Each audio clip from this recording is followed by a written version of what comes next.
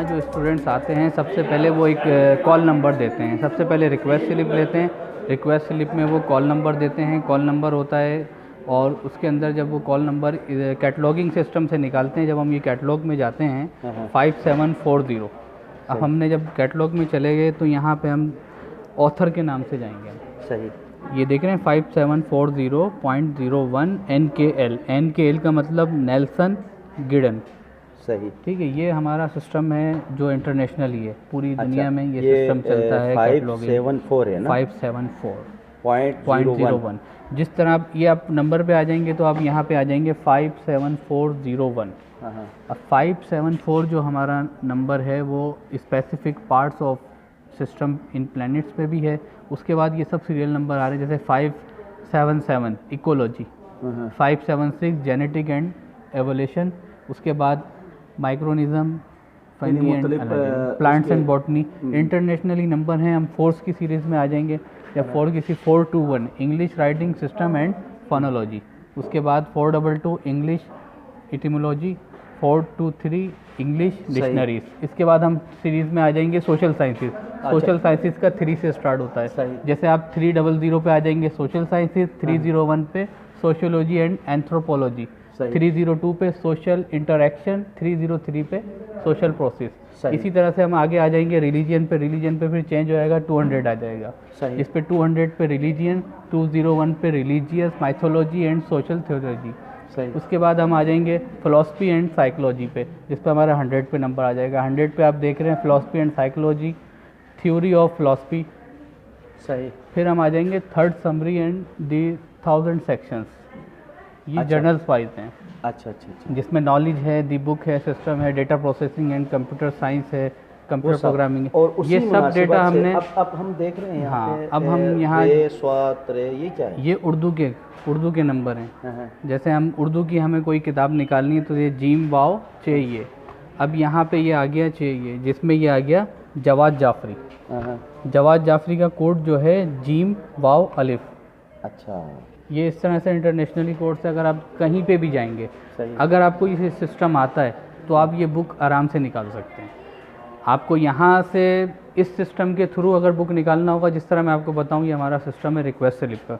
Request slip counter है, इधर सही। स्टूडेंट रिक्वेस्ट स्लिप फिल करता है, जिसमें call number, author, title, edition और अपना मेंबरशिप नंबर। जब ये फिल करके देगा स्टूडेंट, तो यहाँ से किताब जो मैंने आपको सिस्टम पहले दिखाया था जो हम डालते हैं, वो स्लिप उसके अंदर जाएगी और वो किताब आ जाएगी। यहाँ पे जो है ना बेल सिस्टम है। सही।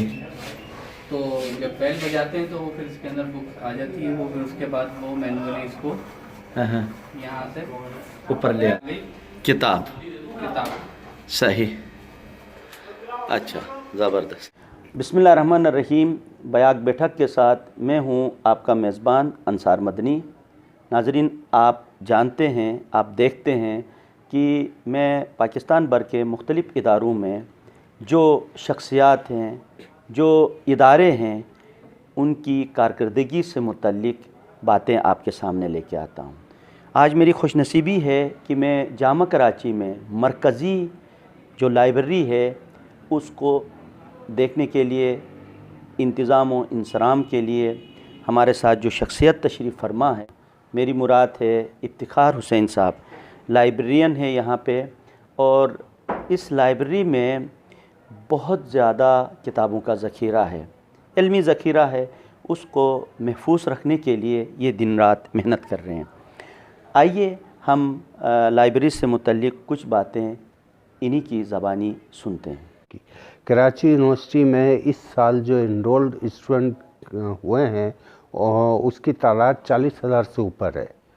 तो अभी हमारी बात हो रही थी डायरेक्टर फाइनेंस से, तो यही डिस्कस हो रहा था कि इनरोलमेंट के हिसाब से और तलबा की तादाद के लिहाज से इस वक्त जामिया कराची जो है पाकिस्तान की सबसे बड़ी जामिया बन चुकी है। और डॉक्टर महमूद हुसैन लाइब्रेरी इस जामिया की मरकज़ी लाइब्रेरी है। इसका मतलब 40,000 से ज़ायद जो हमारे इनरोल्ड स्टूडेंट हैं वो इससे इस्तेफ़ादा हासिल करते हैं। उसके अलावा फ़ैकल्टी मेंबर्स हैं और हमारे एम्प्लॉइज़ हैं तो ये एक बहुत बड़ी खिदमत अंजाम दे रही है डॉक्टर महमूद हुसैन लाइब्रेरी। आपका ये सवाल कि जब स्टूडेंट आते हैं तो वो इतने वाकिफ़ नहीं होते हैं यहाँ के तरीक़ेकार से, तो हमने शुरू में ये भी किया था कि हम जब नए स्टूडेंट आते थे तो उनको हमने एक डेमोन्स्ट्रेशन दी थी और उनको लाइब्रेरी के तरीक़ेकार के बारे में बताया था। हमने पम्फलेट की शक्ल में भी किया था। लेकिन आम तौर पे जब स्टूडेंट आते हैं तो शुरू की क्लासों में असातिज़ा जो है वो उनको तरीक़ेकार बता देते हैं, और जब वो लाइब्रेरी में आते हैं तो यहाँ मौजूद जो हमारा स्टाफ है वो भी उनकी रहनुमाई करता है। तो जब एक तालिब इल्म आते हैं तो उनको या तो किताब का नाम पता होता है, या ऑथर का नाम पता होता है, या अपना सब्जेक्ट पता होता है। तो हमने जो अरेंजमेंट रखी हुई है, कैटलॉग सिस्टम रखा हुआ है, उसमें इन तीनों चीज़ों को हमने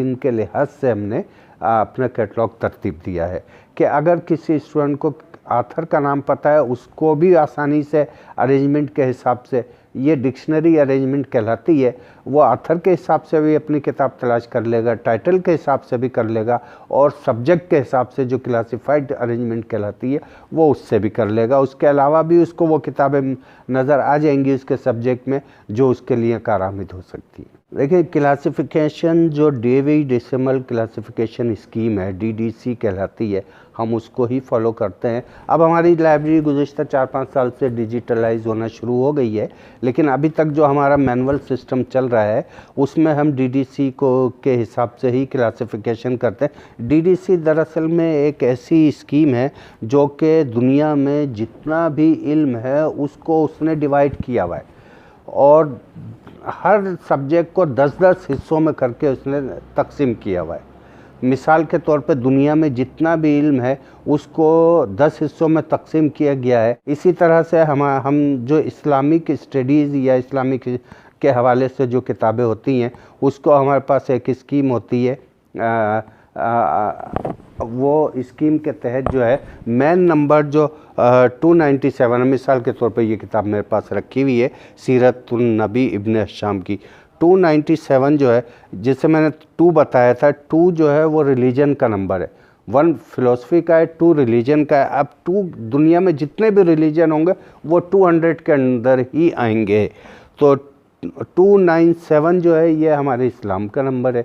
मज़ीद इसको जब तकसीम करेंगे तो ये सीरतुन नबी जो है इब्न हशाम की, ये 921 पॉइंट आ जाएगा, और नीचे जो आथर मार्क होता है वो जो इसका आथर होता है इब्न हशाम है या जो भी है, तो उसके नाम के 3 वर्ड जो हैं उसके नीचे आ जाते हैं। नाज़रीन, आपने देखा, आपने सुना, हमारा मकसद किताब बीनी और किताब से दोस्ती करना, और किताब से जब इंसान दोस्ती करता है तो ज़ाहिर है उसकी शख्सियत पे उसके समरात, उसके असरात नज़र आना शुरू होते हैं, और वो कोशिश करते हैं कि अपने ख़ानदान में, अपने माशरे में, अपने इदारों में ऐसे लोगों को मोटिवेट करें, तरगीब दिलाएं कि वो किताब की तरफ आएं, और उसमें जो ख़ज़ीना, जो दौलत उसके अंदर महफूज है उसको निकाल के माशरे में बाँट लें। ये तरीक़ाकार हमारे हर ख़ानदान में, हमारे हर इलाके में इसका सिलसिला शुरू हो जाए तो वहाँ शख्सियात जन्म लेंगी, और इन्हीं शख्सियात के असरात व समरात माशरे के अंदर नज़र आते हैं।